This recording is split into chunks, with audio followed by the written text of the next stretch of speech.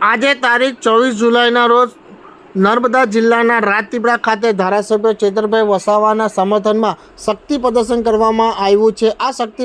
પ્રદર્શનમાં હજારોની સંખ્યામાં ધારાસભ્ય ચેતરભાઈ વસાવાના સમર્થકો ઉપસ્થિત રહ્યા હતા અને ખાસ કરીને સભાનું પણ આયોજન કરવામાં આવ્યું હતું, જેમાં નર્મદા જિલ્લાના પ્રમુખ સહિત જિલ્લા પંચાયતના પ્રમુખ, તાલુકા પંચાયતોના પ્રમુખ અને આમ આદમી પાર્ટીના જિલ્લા કક્ષાના નેતા અને પ્રદેશ કક્ષામાંથી ગુજરાત પ્રદેશ આમ આદમી પાર્ટીના પ્રમુખ ઈશુદાન ગઢવી અને પ્રદેશ મહામંત્રી સહિતના નેતાઓ આવી પહોંચ્યા હતા અને સભાના મંચ પરથી અનેક આક્ષેપ સરકાર અને ખાસ કરીને સાંસદ મનસુખભાઈ વસાવા સામે કરવામાં આવ્યા છે। ત્યારબાદ રેલી સ્વરૂપે જે સમગ્ર નર્મદા જિલ્લામાં સહીનું અભિયાન કરવામાં આવ્યું હતું, તે 1.5 લાખ જેટલી સહી ભેગી કરીને પોતે જાતે પ્રદેશ પ્રમુખ ઈશુદાન ગઢવી અને નર્મદા જિલ્લા પ્રમુખ નિરંજન વસાવા અને કાર્યકર્તાઓ માથા પર મૂકીને જિલ્લા કલેક્ટર કચેરી ખાતે પહોંચ્યા હતા અને ત્યાં આવેદનપત્ર આપ્યું હતું અને રાષ્ટ્રપતિને પહોંચાડવા માટે પ્રદેશ પ્રમુખ ઈશુદાન ગઢવીએ કલેક્ટરને વિનંતી કરી હતી। તે સમય દરમિયાન પ્રદેશ કક્ષાના નેતા ધારાસભ્ય ચેતરભાઈ વસાવાના બંને પત્ની અને આમ આદમી પાર્ટીના જિલ્લા પ્રમુખ સહિત જિલ્લા પંચાયતના પ્રમુખો અને તાલુકા પંચાયતના પ્રમુખો અને કાર્યકર્તાઓ ઉપસ્થિત રહ્યા હતા। 16 લાખ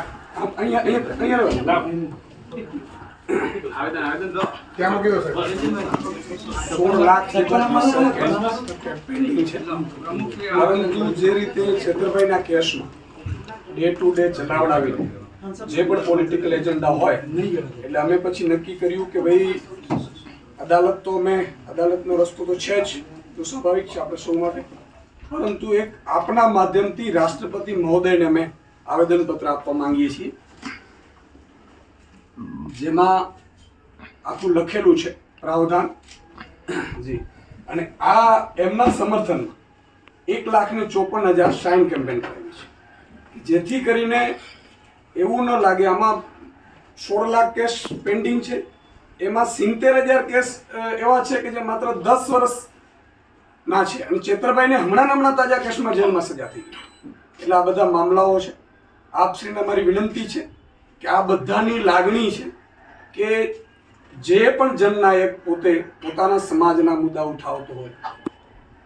એમાં સરકાર વિરુદ્ધ પણ હોઈ શકે, જરૂર નથી કે સરકારની પક્ષમાં જ,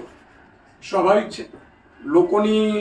લાગણીઓને માન આપીને લોકો સાથે રહ્યા છે, એટલે એટલા લોકો સાથે અમે આપને આપીએ છીએ। આપ રાષ્ટ્રીય મહોદયશ્રી અને સીએમ સાહેબ અને રાજ્યપાલશ્રી આપ પહોંચાડી આપશો એવી અમારી નમ્ર આગ્રહ છે। ગઈકાલે તમે જેલ પર પહોંચ્યા ત્યારે ધારાસભ્ય ચેતરભાઈ વસાવાએ કોઈ જાતનો સંદેશો આપ્યો છે ખરો? ચેતરભાઈએ સંકુતલાબેન અને વર્ષાબેન બધા મળ્યા છે। ચેતરભાઈએ કહ્યું છે તમામ આદિવાસી યુવાનોને કે ડરવાની જરૂર નથી, ચેતરભાઈ ડરવાના નથી, ઝૂકવાના નથી। આગામી સમયમાં